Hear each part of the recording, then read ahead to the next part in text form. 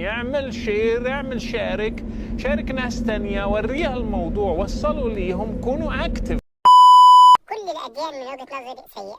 كل الأديان حفزت ناس لارتكاب جرائم كراهية وجرائم خطيرة جدا، لأن الأديان مرتبطة بالجهل والتعصب، ومش هنتخلص أبدا من هذه الجرائم المرتبطة بالدين إلا إذا تخلصنا من الدين نفسه.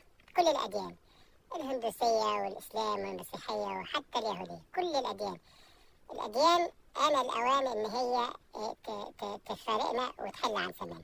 There are lots of other factors, and I'm quite happy to say that, yes. There are lots of, if you look at the wars of history, some of them have been about religion, plenty of them have not been about religion. I never said religion is the sole cause of wars and violence. You may not have said that, but you would accept that the new atheists, people like Sam Harris, the late Christopher Hitchens, have blamed a lot of history's wars on God and religion, and you make a similar suggestion in The God Delusion. Yeah, I would blame a lot of history's wars, but the most terrible wars in history, the two major wars of the 20th century, are nothing to do with religion. You accept that point? Yeah, of course. And the Cold War and Vietnam? Yes, I would, of course, yes. So when you have a situation where some of the world's worst crimes were carried out not by believers, how then does that square with your idea that it's religion that causes good people to do bad things, it's religion that's driving violence, your original statement against religion at the start of this? Dogmatic belief in something like religion or something like Marxism or something like Nazism, these are all, or indeed patriotism, I mean, my country right or wrong, these are all pernicious beliefs which can drive people to do terrible things.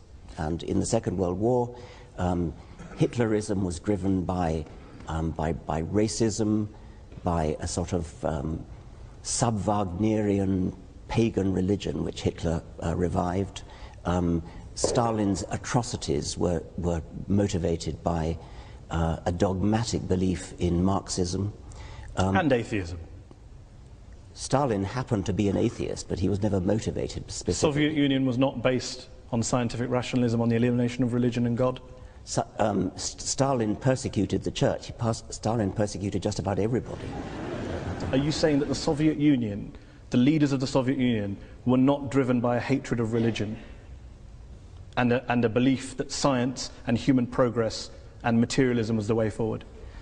They believed that materialism, science, human progress, those are kind of there was a Marxist slant on those words, and they were hideously misused. Mao Zedong, when he invaded Tibet, told the Dalai Lama that religion is poison. The subtext to the late Christopher Hitchens' book was religion poisons everything. Can you blame people of religion for saying, hold on, we've heard these ideas before, that religion poisons everything and it leads in one direction? It's an incidental fact that Mao Zedong and Stalin happened to be atheists. They incidental, were not it wasn't core to communism. I think it was not core to communism, no. So when Karl Marx was talking about religion being the opiate of the masses, that was just a throwaway line?